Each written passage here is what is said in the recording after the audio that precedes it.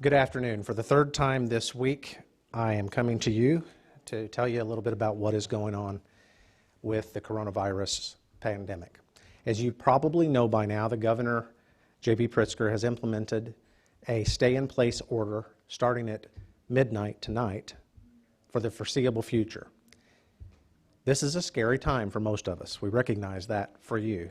And for our society, though, this is a most crucial time in what I described yesterday in my update to you as our road trip together as we navigate the consequences and the solutions to get past this coronavirus pandemic.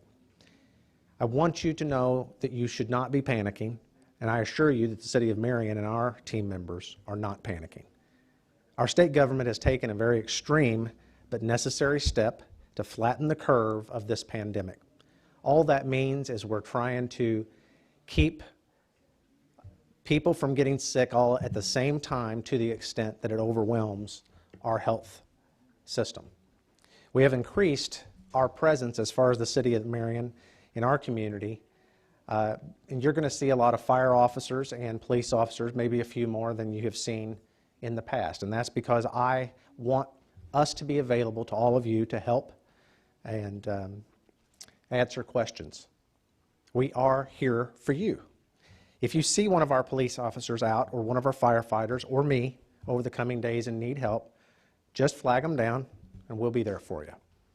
Please remain calm and above all else, remain civil. In order to adequately do our part in the City of Marion and the resources that we have to deploy, I've made the decision to declare a state of emergency within the City of Marion. And as I discussed yesterday with you, in of itself, these are not scary things. As a matter of fact, they are good things, even though bad things cause them to happen. And what I mean by that is government's normally set up to move slowly in a situation like we're in, where there is an emergency.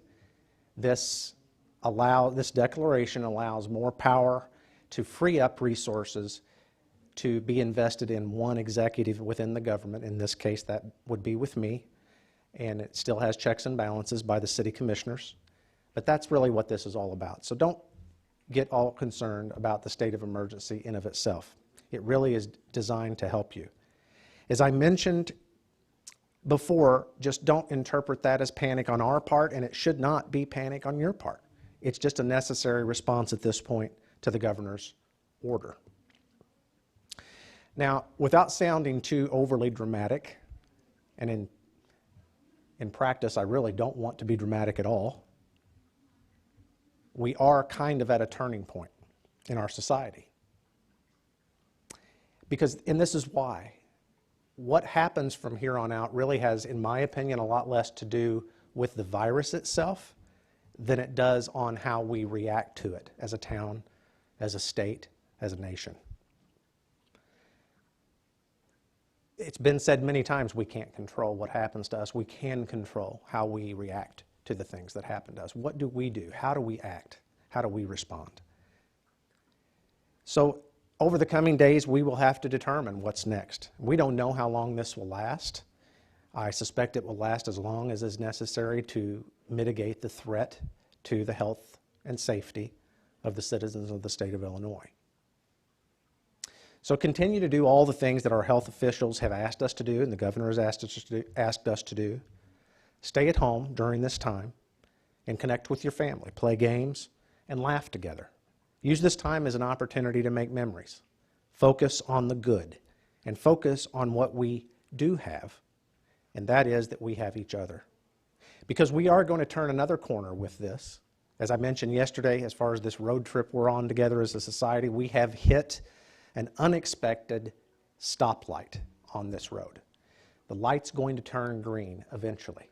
And when it does, we have to be prepared, ready, and motivated to take off and get back to normal. This is the time we prepare for that. This is the time we self-evaluate as to what's important and we prepare for what's next. I want to close by saying the same thing that I said Monday and I said yesterday, the last time I spoke to you. Remain calm. Remain civil. This may seem like, to some of you, and I know I've heard it, an overreach of the government's power. But to someone that's still new at this, please understand that at this time we have to put our trust in our state officials and the health professionals they're listening to, and accept that this is a very necessary step to flatten that curve, to keep fewer people at a time infected with the virus so that we can heal everyone, so that we have the capacity in the health system, in the hospitals, to heal everyone over time. The City of Marion is here if you need us, and to that end, we have set up a number that's direct to my office. It's 997-2592. We'll put that on the screen, and I'll hopefully mention it again at the end, 997-2592. Now, here's why you should call, or when you should call that number. As you can probably imagine, emergencies really are the only thing that you need to call 911 for. So that's a police emergency, and that would be a fire emergency, or that would be a health emergency.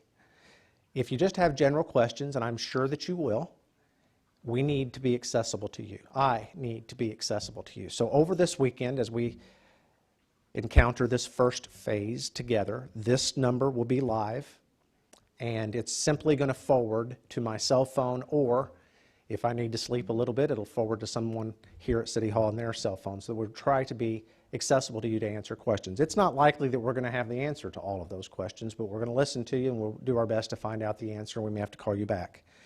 Please be patient with us as we go through this together, and if we can't answer the phone immediately, hopefully you'll understand that too. Obviously, like I said, if it is a police emergency, a fire emergency, or a health emergency, call 911 as normal. If it's just a question, please don't call dispatch, because they need to be available to answer the phone for those 911 calls. That's really it.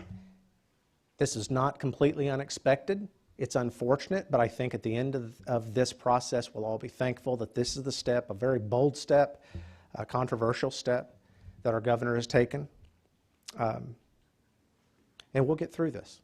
The light is going to turn green for all of us. The sun is going to rise tomorrow and every day thereafter. The sky has not fallen.